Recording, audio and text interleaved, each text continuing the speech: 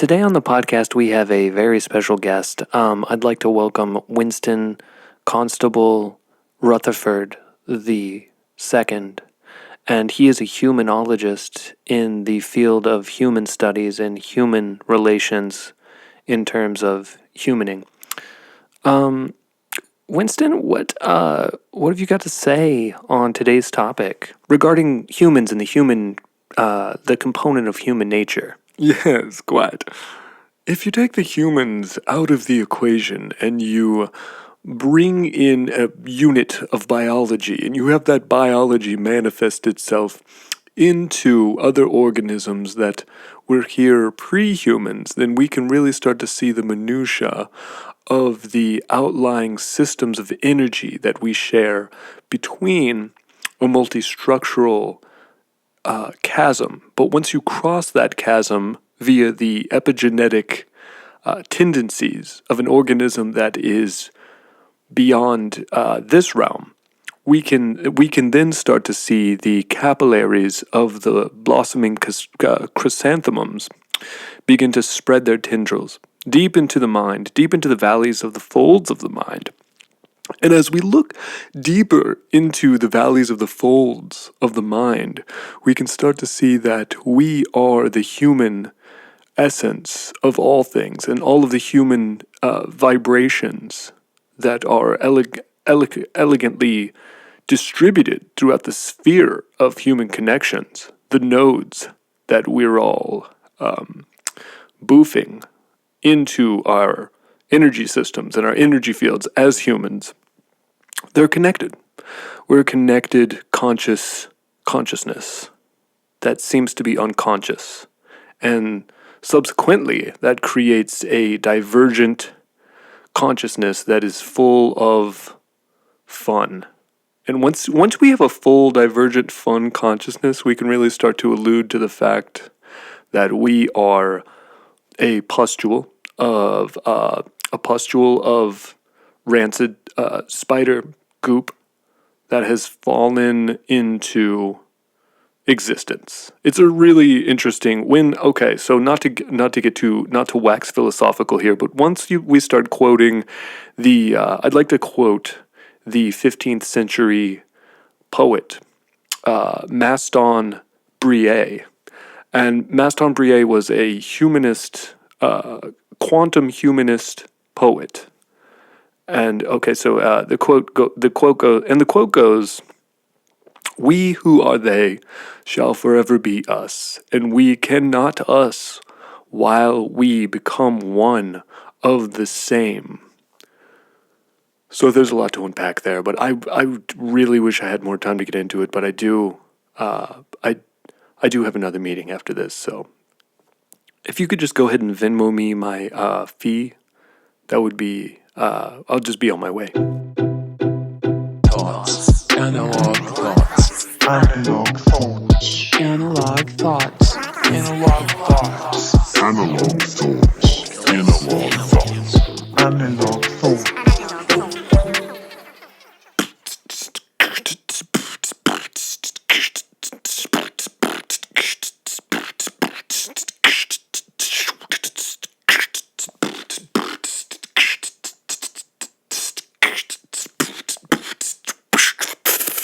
Hey, what's going on, everybody? I hope you've been well. I hope the vibes are high. I hope that you're feeling alive. I hope that you are feeling connected. I hope that you are feeling dialed in, and I hope that you are being blessed with all of the blessings you deserve, all of the wonderful things that this dimension has to offer.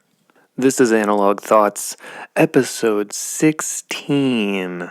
If this is your first time, hello. If this is your 16th time, hello. Happy that you're here. Happy that you're sharing this experience. On this podcast, I pick a topic. It can range from music, history, art, philosophy, spirituality, and everything in between. And I just kind of brain puke on these topics. There isn't too much of a format. It's really just you and me hanging out, talking about stuff, thinking about stuff, discussing stuff, and just letting things flow naturally. And like I said, I hope life has been treating you really well. Life has been treating me really well. Pretty much a lot of the same stuff going on in my life as the last update I gave y'all.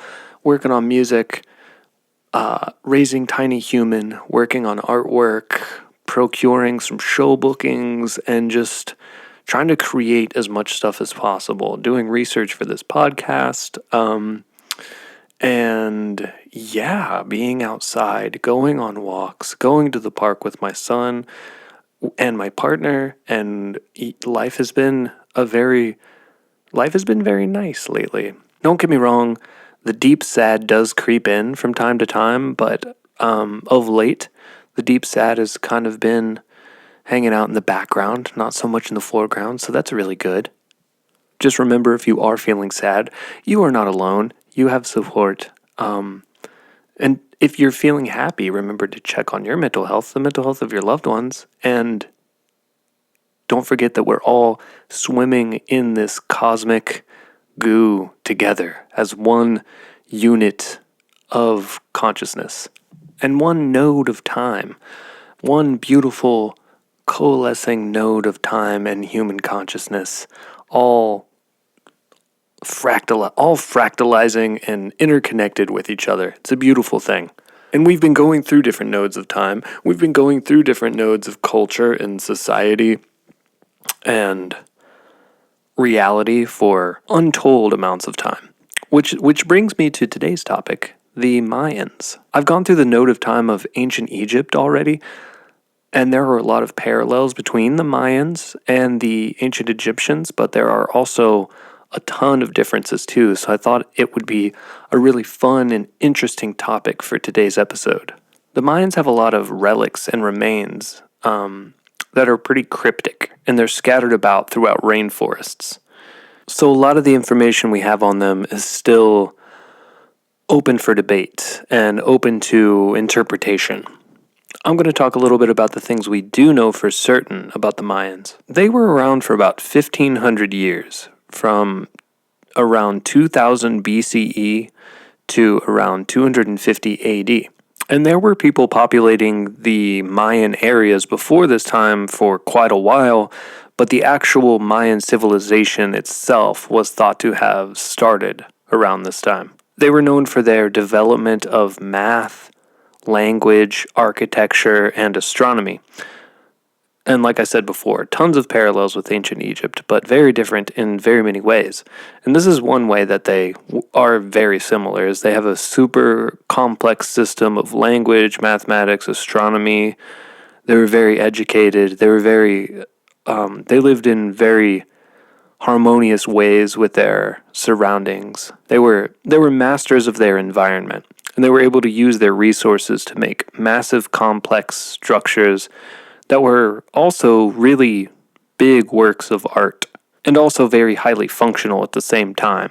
We could actually learn a lot from the Mayans in terms of architecture, because they had a lot of buildings that worked in harmony with their environment. Like, they would carve temples out of the side of mountains, and they would use waterfalls to their advantage with their architecture and their aqueducts, and they just lived in this really harmonious way with nature. I wish we had more of that today with the things we build. And I know that can only go so far when you look at places like New York City and huge places with huge populations. It's a little harder to become totally harmonized with our environments, but I think we're headed that way. I think we're headed back that way because we don't have a choice. Like the Egyptians, they lived on very fertile land, and it was very tropical land at the same time, which made it slightly harder to farm, but due to their innovations in irrigation and development of farming technology, they made it work. They also had easy access to jungles and the resources that the jungles provided, and they had easy access to the sea, which gave them access to many trade routes, and obviously the resources that the sea provided. Unlike the Egyptians, there's a lot of mystery behind their collapse. They had thriving cities and networks of trade and community, and then all of a sudden, things turned into ghost towns. Some think it was a mass exodus following a political collapse.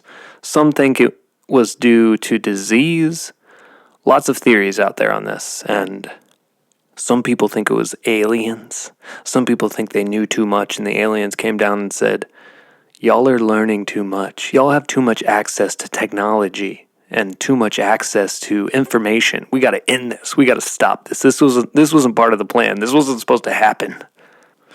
Their level of understanding astronomy was very sophisticated, and they were able to make very accurate calendars and predict astrological events with extreme accuracy.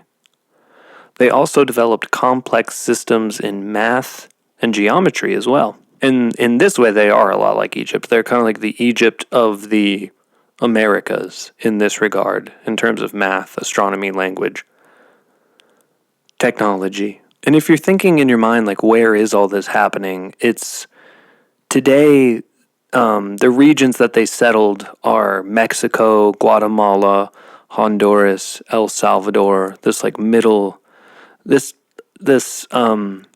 Mexican and like Middle America's region is where most of their empires were located. They were also posted up in this big part of the Yucatan Peninsula. And if you listen to the last episode, then you know the Yucatan Peninsula is the area in which the giant asteroid that hit Earth was, off the coast of the Yucatan Peninsula. They're also located here. Coincidence? I think not. They knew too much. They were feeding off of asteroid radiation. It was making them super intelligent. The Mayan kingdoms were separated into 40 or so dynasties, and they all had individual rulers and leaders. There were class systems among the dynasties, rulers all the way down to beggars and everything in between. So we have trading and connection between these territories and kingdoms. And there's also heaps of evidence that suggests there was a lot of fighting over land, a lot of fighting over turf among the rulers gathered. A lot of this evidence comes from hieroglyphics and remnants of weapons. And there's a lot of evidence that suggests human sacrifice was a regular part of their society as well, which we'll get into that a little more later on. It turns out it's not as big a part of their society as previously thought. So around 500 BCE, we really start to see many of these kingdoms take their shape in Central America, and the rulers of these kingdoms seem to have been at war very often. And war in the name of their gods, a story as old as time itself, like, isn't that always the story? Like, my god is superior, let's fight. You're wrong, I'm right. Now I'm going to chop your head off. An age-old tale. And speaking of their gods, if you were faithful and wanted to please the gods, it was believed that they wanted this blood debt. It was thought that the blood was super precious and to be spilled for the gods. Human life and human blood were the most valuable thing you could offer to the gods to pay back the blood debt you took on when they created you. Which this kind of has a lot of parallels with Christianity. Like, Jesus created you, he died on the cross for your sins, and now you're kind of in this debt to him in a strange way. You need to worship him because he died for you. And in the same way, this Mayan philosophy is that the gods created you, and now you owe them. You have a debt. A lot of religion is predicated on this debt concept, which is a really strange thing, because when you look at love and you look at compassion, it should never have a foundation of like debt. So that's a whole other thing. It's just something I feel like I talk about a lot on this podcast, but never believe in a god that says you owe them a debt. That's just wrong. And here's another parallel with Egypt. There wasn't one main dynasty for the Mayan people that ruled. It was a lot of dynasties and kingdoms that coexisted at the same time. And eventually, there was one kingdom that started to rise to a position of extreme power. Their actual area and cities were huge. They amassed a giant army. They had a lot of weapons. That kingdom was known as Tikal. And Tikal amassed all of this power and wealth in the pre-classic period before Christ, while most of the other kingdoms weren't even close to their level of power. And a lot of this had to do with their location being adjacent to trade routes and resources. But also because of its size and population, it had a really heavy religious influence as well. And up until AD happens, they remained the biggest and baddest city until another city pops up and rivals their power named Calakmul. And one thing Calakmul has a leg up on Tikal is that they are extremely strategic. They convince the kingdoms surrounding Tikal to join alliances with them. And they effectively box Tikal in on all sides. So the big dogs, Tikal, are starting to lose their influence in their region because of these alliances. They don't look like the top dogs anymore to other kingdoms. So they decide to do what any struggling kingdom does. They decide to flex their prowess. This is where we get one of the most iconic symbols of the Mayan people. And I don't know if this is what you think of, but one of the first things that come to mind when I think about the Mayans are like massive stone step pyramids. And there were a lot of these pyramids built, but Tikal needed to build the biggest to regain their clout. And they did. They built the biggest one for their time. And along with the spirit of flexing their power, they named it the Temple of the Giant Jaguar, which is just like such a massive flex. Like, we're going to make it the biggest. We're going to call it the Temple of the Giant Jaguar. Hyperflex. And this pyramid became a landmark for their power, their strength, their prestige. And not only was it that, it was a marvel that was effective in bringing more people into their city. So they had a bigger population, more weapons, more power, all thanks to a giant stone pyramid. If only things were that simple today. We've got problems. People are falling out. People are moving away. What are we going to do? The economy's collapsing. We have no prospects. We don't know what's going on. Oh, I know.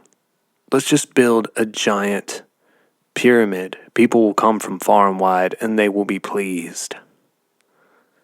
We just don't have it like that anymore. This pyramid is seriously a marvel, though, for real. The Maya had pretty archaic tools. Like, they were advanced, especially for their time and region, and considering the circumstances, but they weren't quite as crafty as the Egyptians. Not that it's a contest, but they obviously had construction knowledge. But one of the key variables they had on their side was their building material. They were working with limestone, so it was super malleable, easy to form, and plentiful. And of course, they had a lot of humans working on this thing too. There's also another theory that I'll get into later about why they used more archaic tools to build their superstructures. It gets into their blood debt and the debt to their god, but like I said, I'll get into that in a little bit. And I know also I keep referencing Egypt, but there are a lot of parallels with Egypt. And like in Tikal or any other Mayan kingdom, you were expected to put in work for the king. Even if you were a farmer, a crafter, anything else, you were still expected to put in work for the king throughout the year. This really helped to expedite the creation of Tikal's pyramid, the Temple of the Giant Jaguar. one of the cool things I read is that they used these ropes that they strapped to their heads, and they would carry hundreds of pounds of rocks all at once and would hoist them up wooden scaffolding by hand. And since it was limestone, they used stone chisels and wooden mallets to shape the rocks. So since it was hand chiseled, they coated the outside of the pyramids with stucco and painted it red. The color of anger, the color of rage, the color of blood. Perfect for the Mayans. And here's where I'm going to get into why they chose to kind of take a more archaic route with their building. Like I was saying, this was a very advanced civilization. They had complex tools and they had complex means of building these superstructures. And they had better means of transporting materials, but they intentionally chose not to use them because this sweat and blood and tears and manpower that went into the pyramid was considered a gift to the gods. All of the effort and sacrifice was meant to repay their blood debt. So they intentionally made, this is what the archaeologists think, and the historians and the scientists, people way smarter than me, think that they were repaying their blood debt by choosing more rudimentary, archaic, and difficult ways to build these things. And I feel like there's something to that. I feel like there is something to that handmade artisan nature that we hold on to today. Like, we value something so much more if it's handcrafted a lot of the time.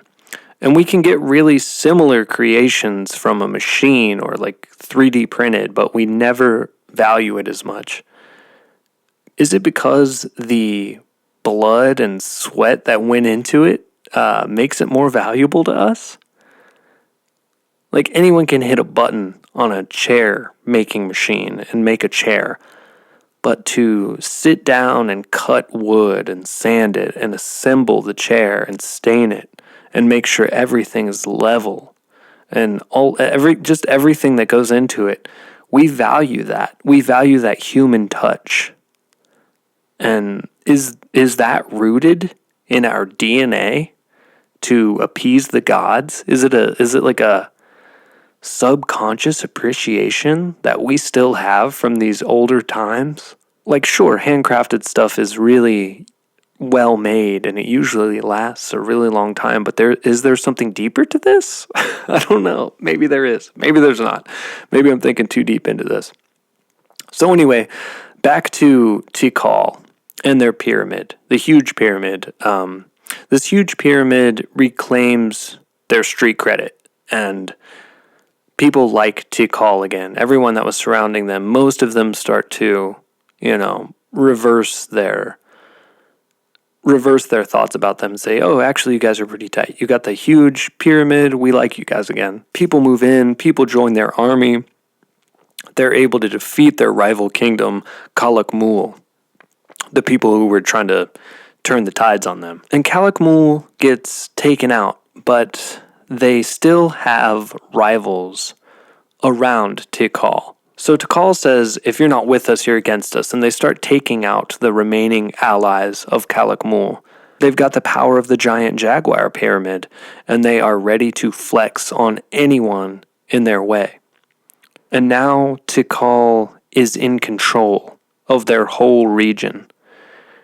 And they get the spoils of their conquests, all of the resources, people, weapons, housing, everything. Everything that comes with the spoils of war, they get it. And they start expanding Tikal even more.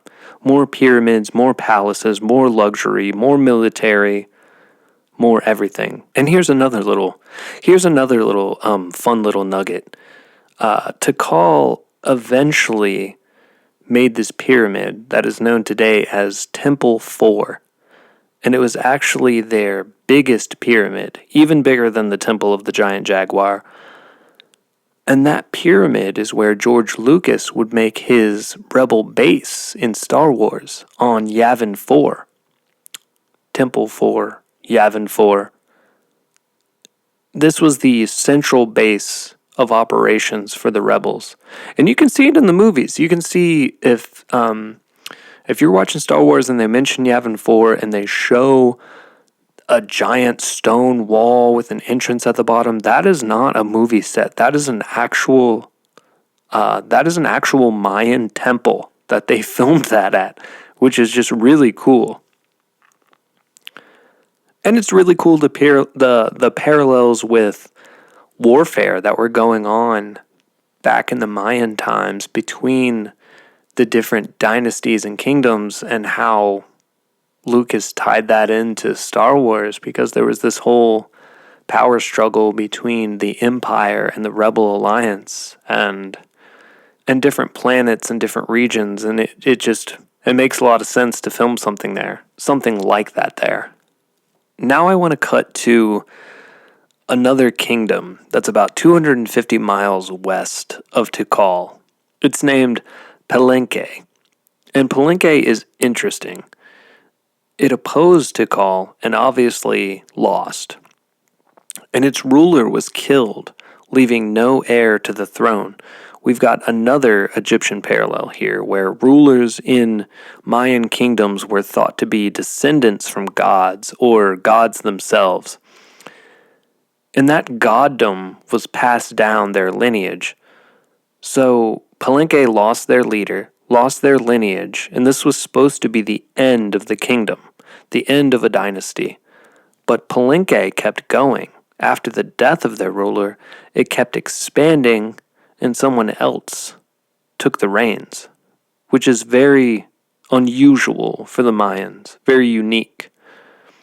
And after this new ruler took the reins, they built a new temple unlike any other that had been built during that time. It was a massive pyramid that had a staircase that burrowed deep into the earth, which for the Mayans was also really unusual. They weren't necessarily the burrowing type. And what archaeologists found at the bottom of the chamber of the pyramid was a labyrinth of corridors and doorways. Inside these doors, they found skeletons that they think were people that were sacrificed. And then amongst the labyrinth, there's this long hallway that goes even deeper underground with a massive triangle-shaped doorway. And inside the doorway, there is a crypt with a sarcophagus of a king. And this dude is the dude who took over Palenque. He had this temple built for him and sacrificed these people to be put all around him and his final resting place. It's kind of like a way of saying to the gods, look at all of this that I'm offering you, all of these bodies must please you. Take me into your graces. So this tomb is located, like I said, in Palenque. Palenque fell by the hand of Tikal and had no ruler. The people of Palenque decided to look outside of Palenque to find someone to rule, and they found a child named Pakal. And this wild tomb would someday become his, and he would grow up to be one of the mightiest rulers of all of the Mayans. And Pakal came to power by basically what happened was the elders and the wise men that were still in Palenque were like, we need someone to rule here. Let's reach out to one of the royal families outside of Palenque and find a new king. And that's what they did. And they found a 12-year-old boy. And I don't know why they were like, hey, let's get this kid in the... But it seems to be pretty common practice with the Mayans and Egyptians and a lot of ancient cultures to just go ahead and elect children to be the rulers of their kingdoms and dynasties. And this ruler, Pakal, became a leader around 600 AD just for a frame of reference, and he needed to legitimize his rule and prove that he was, in fact, descendant from gods, or was a deity himself. He had to deify himself. So Pakal claims that his mother is the living embodiment of the goddess Exeluel, who is the goddess of water, life, and weaving, and she also presides over female sexuality, childbirth, and is known for her prowess in healing. She's considered the mother of all, the birther of the other gods. The Mayans, like the Egyptians, had many, many gods, over 166 gods. And I want to get into some of these gods and the view on the Mayan view on the afterlife. But before I get into that, let's wrap up Pakal and his legacy. To make a long story short, Pakal was a super charismatic leader. He developed new architecture techniques and rebuilt Palenque, and he grew to be a military force to be reckoned with and took over many other Mayan kingdoms.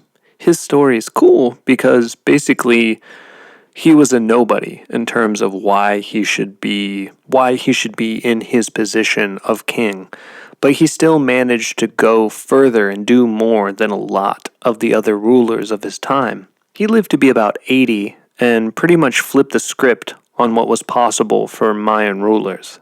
I'm kind of just glossing over his history because after him this just keeps happening. Territories fall, they rebuild, there's more rulers, more wars, more exchange of dynasties. Mayan history is entrenched in battle and warfare, and if you were living there, you knew combat, you knew bloodshed. So anyway, let's get into the spiritual side of things. For the Maya, in the beginning, there was nothing but water. Then 6 deities covered in green and blue feathers emerged from the primordial water. These 6 deities created the earth, the earth's energy, and all of the life on earth. Then, to separate the sky from the earth, they planted a sacred tree, and the roots went deep into the 9 levels of the Mayan underworld. The trunk was on the surface of the world, the earth realm, and the branches reached up to the 13 levels of the Mayan upper world. Humans were created by the deities by sculpting mud, and when they were made, they had no souls and were not good keepers of earth, and the deities destroyed them in a great flood. Then the deities tried a second time to create humans, this time from wood. But the wooden people also were bad keepers of earth and could not worship, so they too were destroyed. There were a few that survived, and they are said to have become monkeys in the trees. Before I get into their third and final attempt in creating humans, we need to talk about the story of 2 deity twins and their battle with a macaw demon. Basically, this demon macaw claimed to be the sun and the moon, and this was not true. He was a false god, and he just wanted power. The 2 twin deities defeated the demon macaw in an epic battle by shooting it with darts. The twins' father in this battle gets killed by the Death Lords of the underworld, and the twins challenge the Death Lords to an ancient ball game to resurrect their father. They win the ball game, and their father is permitted to leave the underworld. The underworld in Mayan culture is known as Xibalba. And he leaves the underworld and becomes the god of maize, corn. When the twins leave the underworld, they become the true sun and moon. And now that we have a sun and moon, the earth seems to be a much more habitable place for people. And now that we have corn, the deities decide to try making humans out of that. And voila, corn was the ingredient they needed. Corn succeeds in creating true and enduring humans. And with that, I give you the newest by Corn Johnson with his song, The Corn Will Set You Free. The corn was meant for you. The corn was meant for me. The corn was meant for us. The corn will set you free. And I know the corn will grow. And I know the corn will show you to me. The corn, the corn, the corn for me, for you, for you, for me, the corn.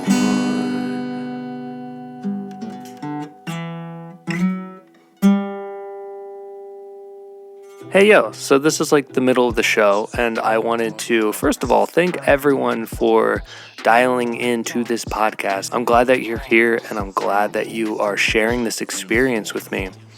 If you'd like to support the podcast, leaving a 5-star rating on whatever platform you're listening to this on goes a really, really long way.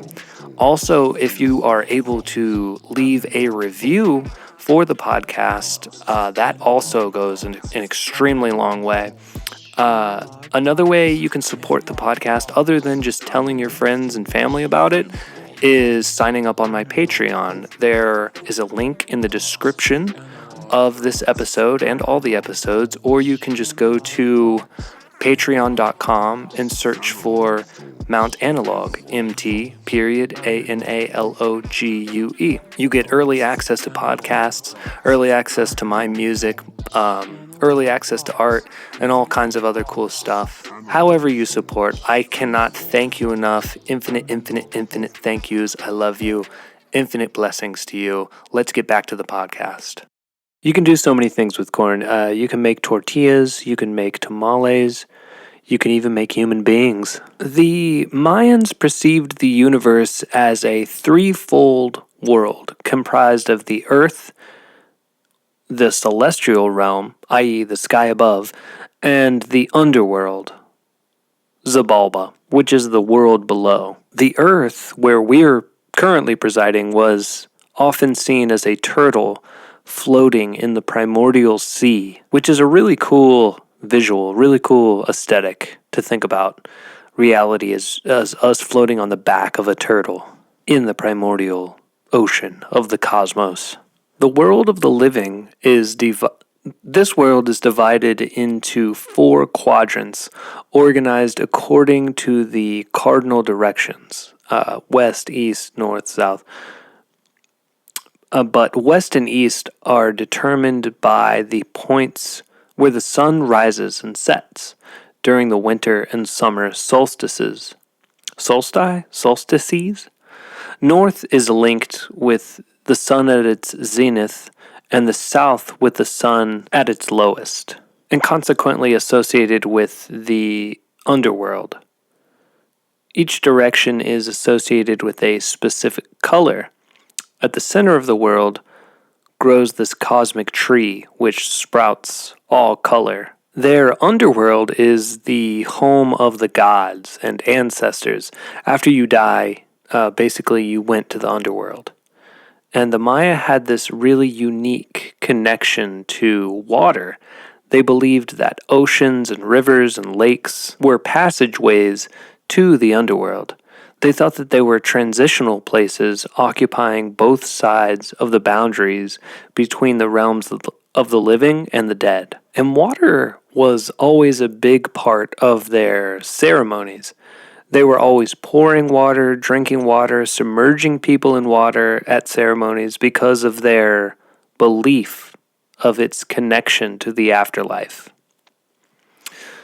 Another interesting piece of this is that in many parts of the Yucatan Peninsula, there isn't a lot of surface water. There instead are these massive limestone caves that bodies of fresh water are in. Not a lot of rivers, streams, lakes, but there are these huge caves where you can go underground and get fresh water. This is where a lot of the water they drank came from and could be a big reason why they viewed clouds, water, and rain from coming from within the earth and associated it with the underworld.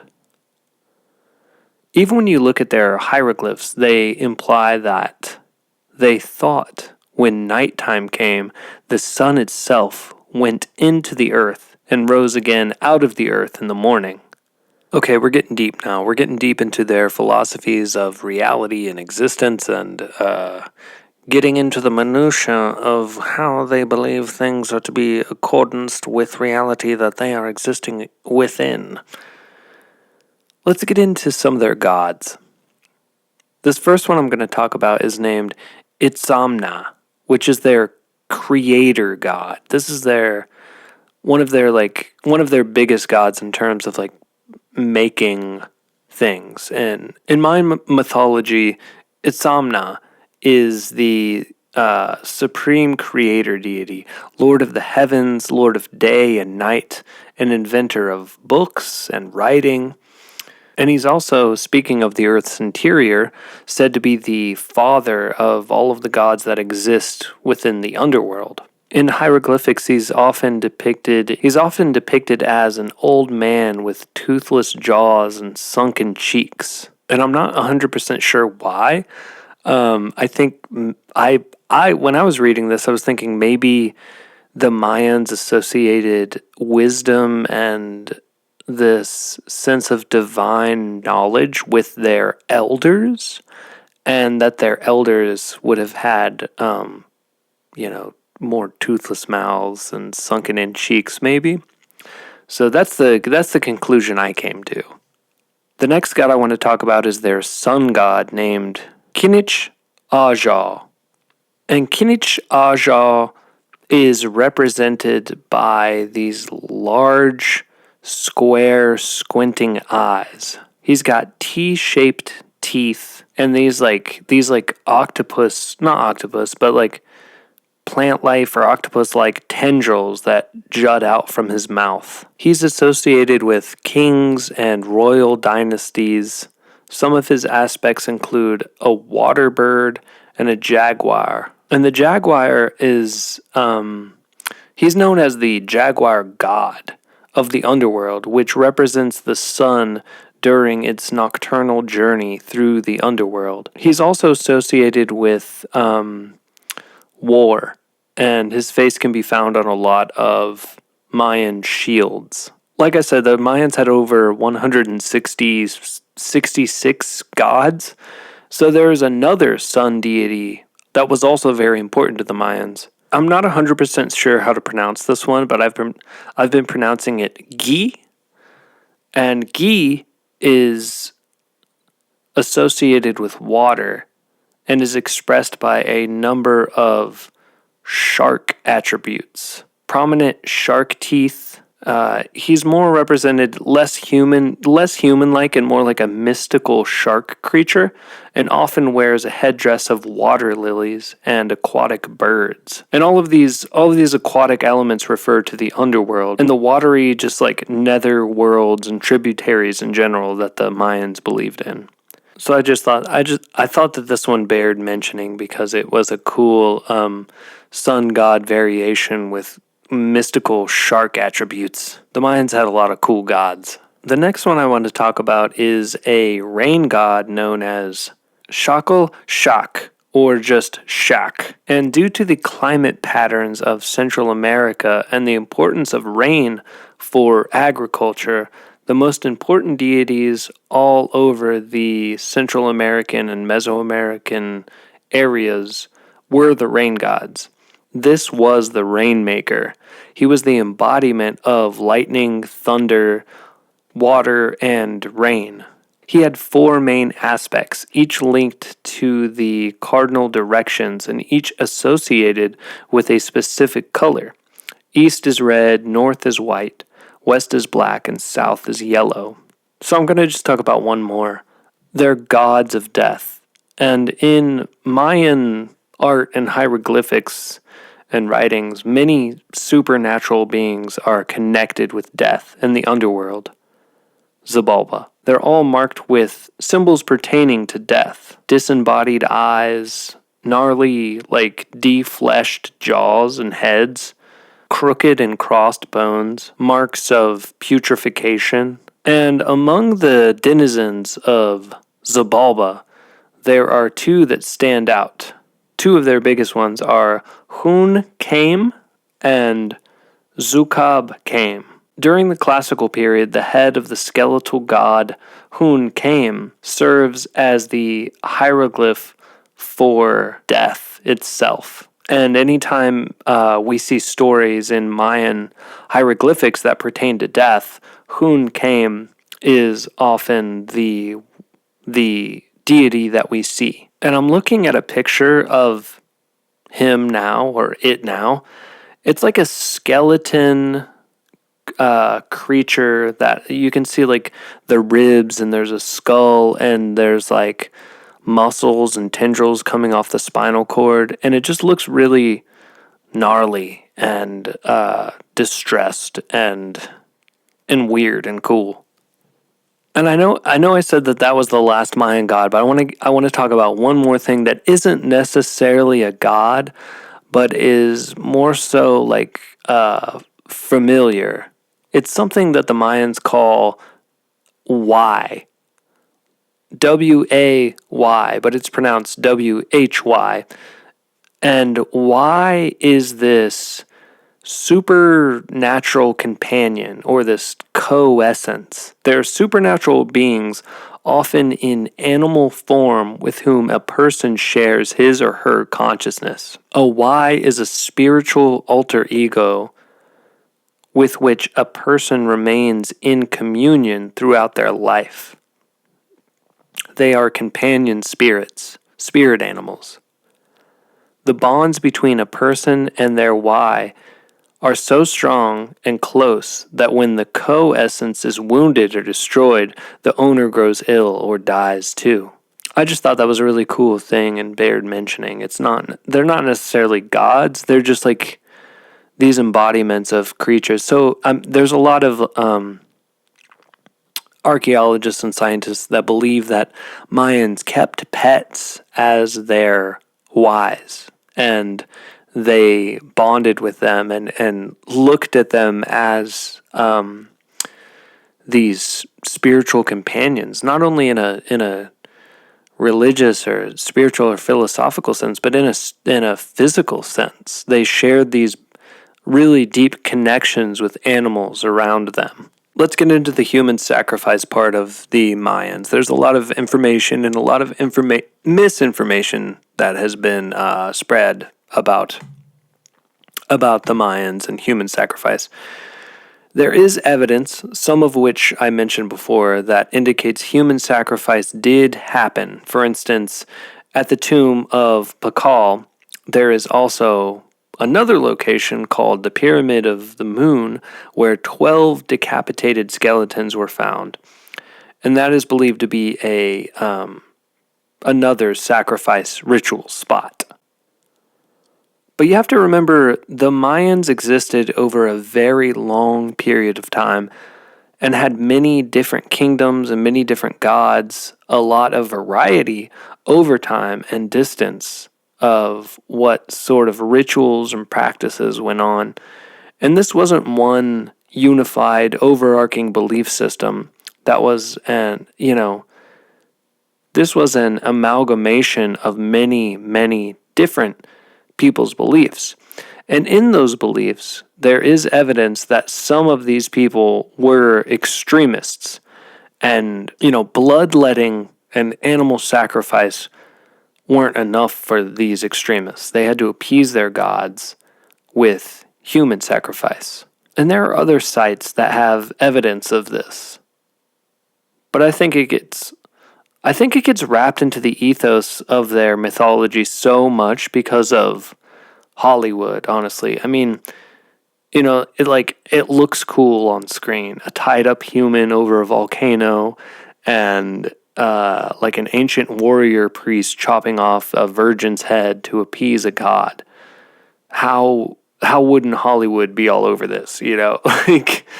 Like there was some evidence to say that like extreme pieces of Mayan culture did do this, and Hollywood got a hold of this, and they're like, we could sell this, we could put this into movies, people will like this is entertaining. And that's kind of what happened, and that's kind of what drew this narrative of human sacrifice with the Mayans. But in all reality, it just didn't happen as much as we think it did.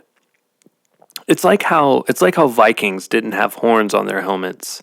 It looks cool on screen or in a movie, but history says that it just didn't really happen.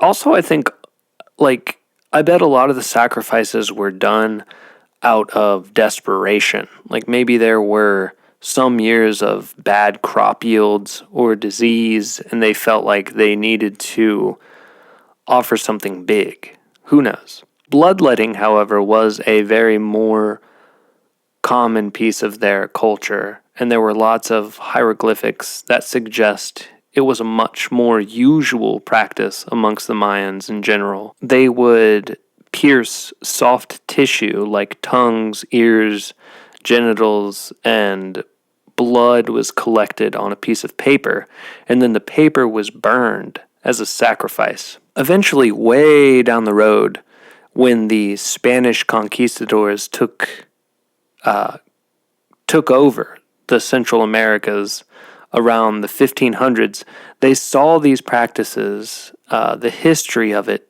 in the hieroglyphics as well, and thought this was all cult, idolatry, devil worship. And they were Catholics, and to them this was all evil. So they did what all imperialists tend to do. They destroyed a lot of their images and statues and books and history and put them in cages and claimed they were savages, and then took everything they had. It's a tale as old as even America. I don't mean to sound cynical on this podcast, and I feel like I talk about it a lot, but religion takes hold and imperialism takes hold, and cultures crumble due to the ideologies of people who think they have superiority, and it's just a pattern that keeps repeating itself over and over and over and over. This one's no different. But all right, let's get into Mayans and entheogens and psychedelics. I think that it's no secret that the Mayans would take many different things to communicate with divine powers and entities. They had significant access to hallucinogenic substances, and they didn't shy away from shamanic guided rituals that were meant to transcend the earth realm into the realms beyond. So they were taking these substances either orally or, like I said, with an enema. They were both in. The first one I want to talk about is the cane toad. And the cane toad is one of the more unusual entheogens. It was derived from the skin of the cane toad, more specifically the parotid glands.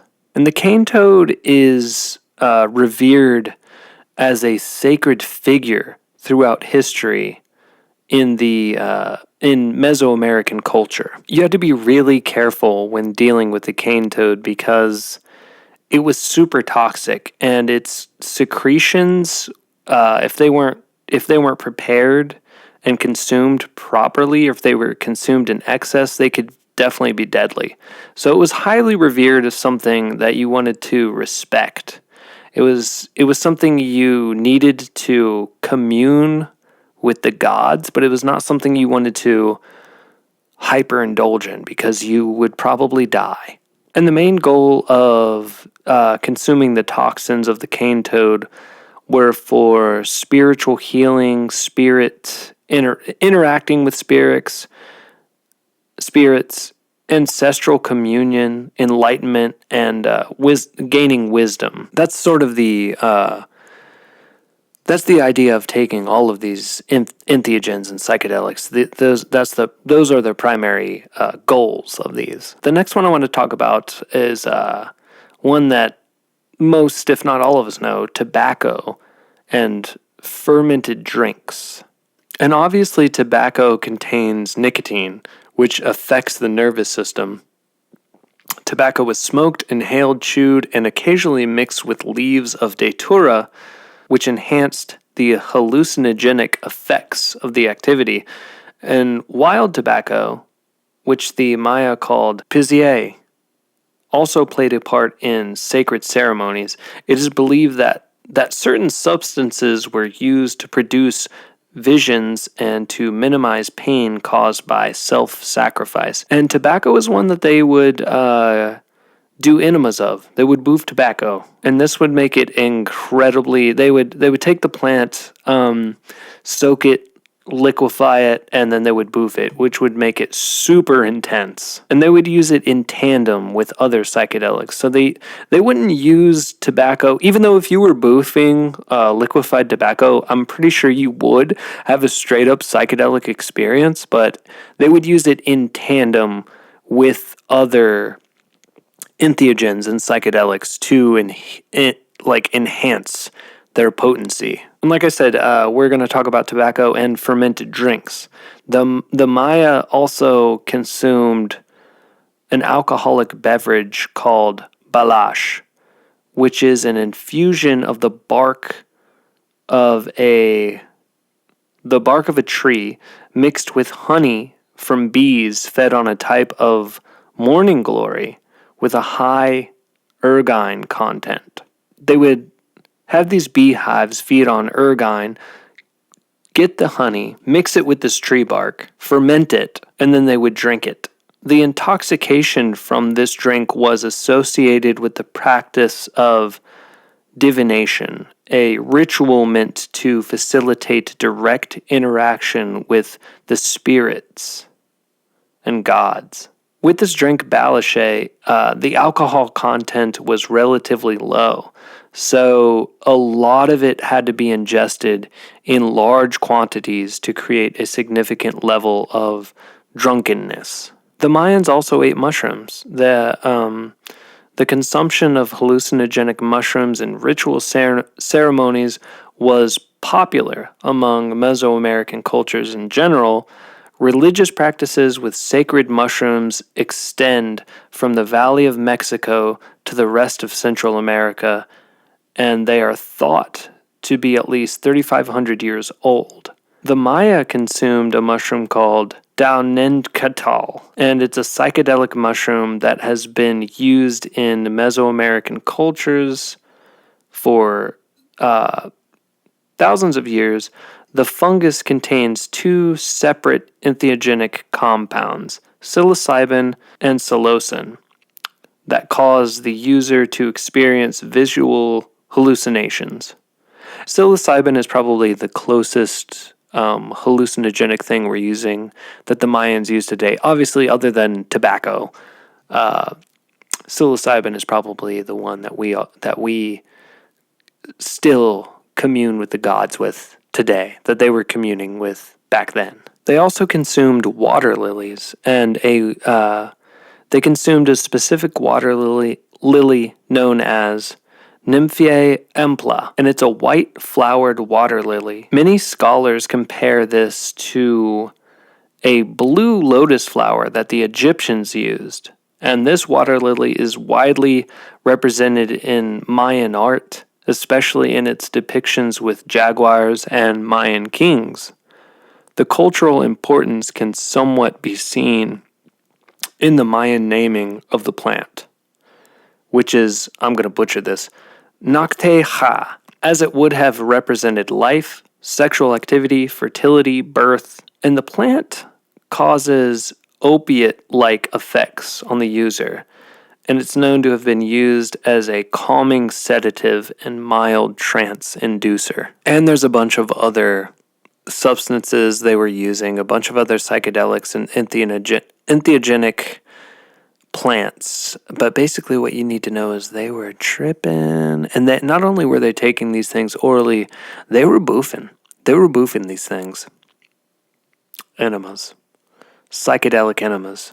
Psychedelic enemas brings me to my next segment, which is called Let's Ask AI. Let's Ask AI.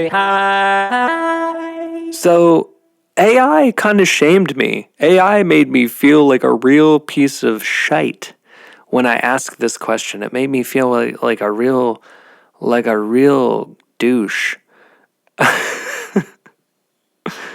I asked AI if the Egyptians and the Mayans existed at the same time, who would win in a battle?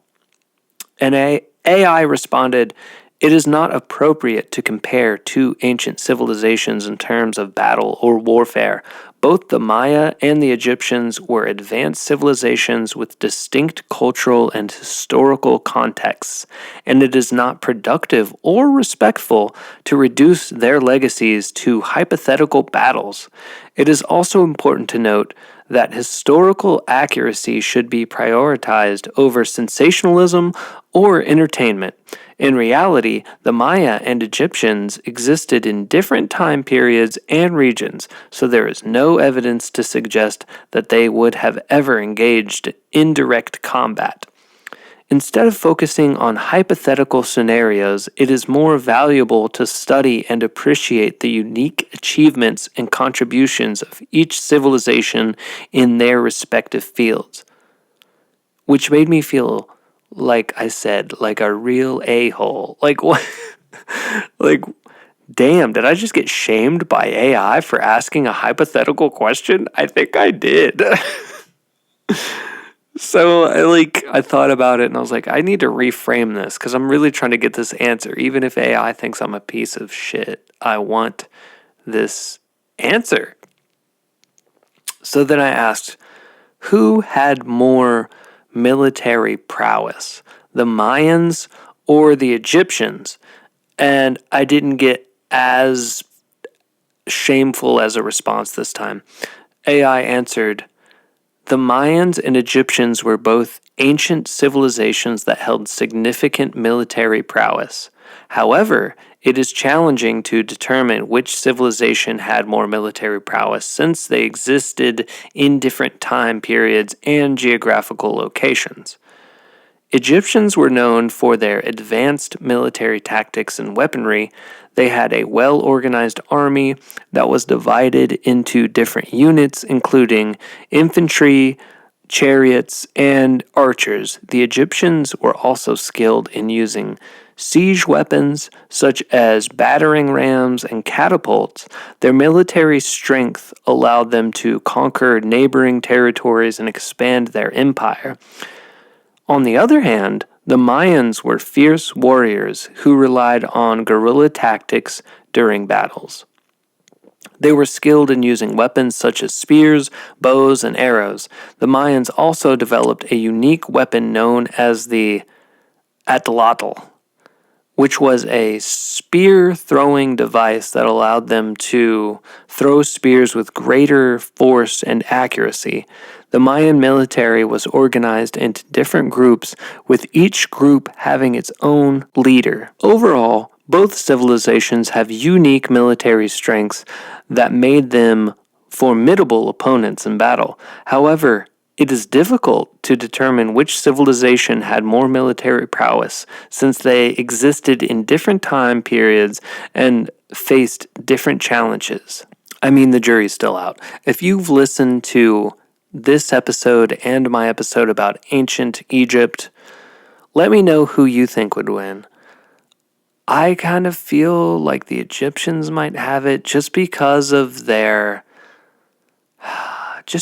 size and their level of technology. Although I feel like the Mayans might have more just ruthlessness. They might be able to stand, like, this is all, like, even though I don't, according to AI, I shouldn't be making these comparisons, but here I am. I think that the Mayans, if they had as big of a military as the Egyptians, that they might have won just out of like pure ruthlessness, but I don't know. It's hard to say. AI might be right on this. Maybe I shouldn't be comparing these. I don't know. I have no idea. But here I am. So I'm doing these segments back to back. I just did Let's Ask AI, and I like to round out each episode with a series of fun facts. And these fun facts are all about the Mayans. I wanted to keep things on point, on brand, on topic, on reality. So all of these fun facts are about the Mayans. Let's go. One thing you might not have known about the Mayans is that they were big chocolate eaters. The transformation of the cacao bean to chocolate was discovered by the Olmec people more than 3,500 years ago. But it was the Mayan people who made chocolate into the decadent treat we know it is today. Evidence shows that Mayans were turning cacao to chocolate at least 2,600 years ago. We know this because cacao has been found in Mayan pottery in Guatemala. Mayan chocolate would be mixed with water, honey, chili peppers, and kamil to create a spicy, savory, hot chocolate beverage that is still served in Central America and Mexico. I love chocolate with spice. If you've never had like a spicy chocolate bar, you can usually get them at like Whole Foods or Trader Joe's or places like that have like, at the risk of sounding like a douche, like more like artisan chocolates. I don't know, more like off the beaten path chocolates is usually where you can find stuff like that. But if you can find a chocolate with chili peppers, it sounds like it. If you've never had it, it sounds weird, like spicy and sweet like that, but it's so good. If you see it, buy it, try it. So good. The next fun fact about the Mayans is that the Maya used their written language to fill books. Using strips of paper made from fig tree bark, the Maya created a vast library of books, including 3 codex that exist today. But hundreds of books were lost over time, either due to the humid climate of the region or the arrival of Europeans who burned the written texts, who thought they were devils because they were brainwashed by Christianity and thought everything they were doing was of demonic sorts. Next fun fact is that their calendar did not actually predict the end of the world.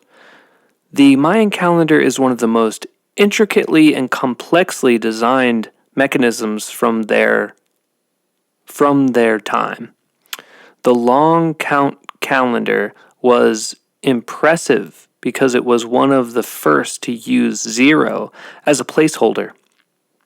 The calendar ended on December 21st, 2012, which caused some people to believe that would be the end of the world.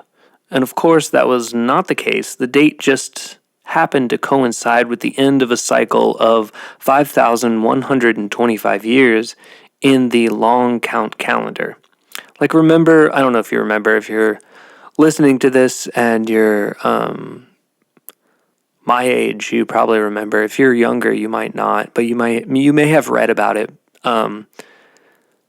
Back in 2012, a bunch of people were selling their homes and were like doomsday prepping for the end of the world.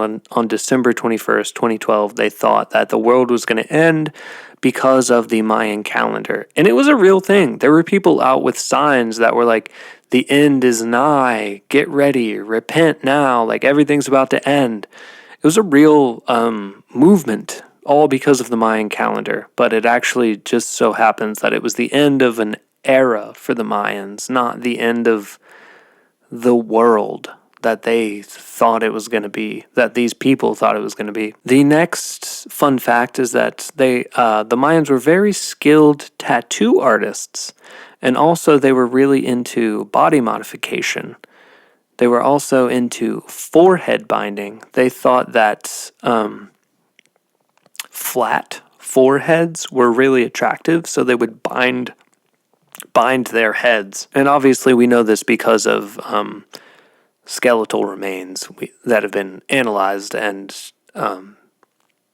Yeah, that's how that was determined. And also, speaking of body modifications, the wealthier people in Mayan culture, the noble Mayans would have had their teeth filed. It was thought to be attractive to have pointy teeth. And also, if you had the means, if you had the wealth, you would have holes drilled in your teeth, and you would get jade or turquoise set into your teeth. So they had like pointy grills back in Mayan times. If you were like balling out, if you were wealthy and royalty, you had pointy teeth with shiny jewels in them, which is pretty wild to think about.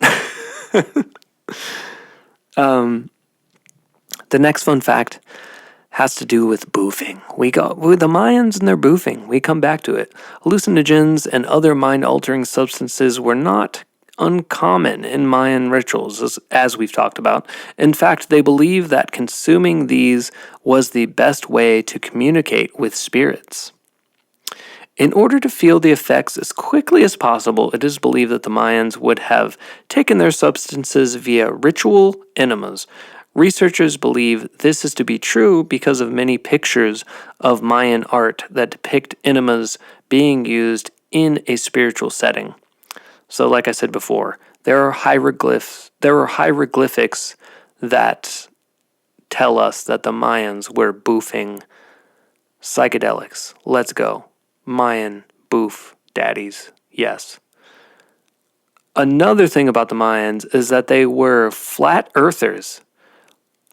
So as advanced as they were with their mathematics and their calendars and their level of understanding astrology and language and books and everything, they were flat earthers. Part of that belief included the notion that the four corners of the earth were monitored by brother gods who kept the sky from falling and crashing to the ground. With that, we conclude the fun fact segment of the podcast. And also, it kind of concludes the podcast. Why did I pick the Mayans? Because, like I said before, there are so many nodes of human history, and there are so many pieces of human culture that are beautiful and have so much to teach us and have so much to show us that I figured, why not? Why not dissect the history of the Mayans? They have a very rich, beautiful, potent history and culture and an understanding of reality that I thought it bared looking at, that it bared examining and talking about and exploring. Someday scientists and archaeologists are going to be dissecting our culture and this little node of time in really intricate ways, and maybe we won't have things left behind that they can look at like how we do with the Mayans, or maybe we will. And there's one little piece of our node of time that I hope remains. I hope the internet remains. I always think about like maybe there are these systems of information that we no longer have access to just because we don't have the tools to access them, like an ancient internet or an ancient information stream that we just can't figure out. So, I'm sure that some books will remain. We'll probably have like hard drives that survive in like time capsules, and I don't know. Maybe we like. I don't want to sound like pretentious or anything, but I think like maybe we won't have people in the future that are dissecting our culture on this level because we will have like preservation. We'll have museums and like organizations that preserve history. But maybe not. Maybe that's what the Mayans thought. Maybe that's what the Egyptians thought. Maybe that's what people before them thought. Maybe that's what like the Mesopotamians and the Greeks and the Romans thought. Like maybe they were like, we don't have to worry about the future finding out what we think of reality because it's going to be highly revered. And how could we let that slip through the sands of time? But maybe we will be the same way. And no matter how you dissect it, I think it's cool and I think it's beautiful to look at the pieces of the past that we do have and think about how they thought about this human experience. So just try to craft a history that you think would be fun for people in the future to read about or dissect or think about, you know? And with that, I'm going to leave you until next time. So remember to check on your mental health. Remember to check on the mental health of your loved ones. Bye. Thoughts. Analog thoughts. Analogue Thoughts. Analog thoughts. Analog thoughts. Analogue Thoughts. Analogue Thoughts. Analogue Thoughts.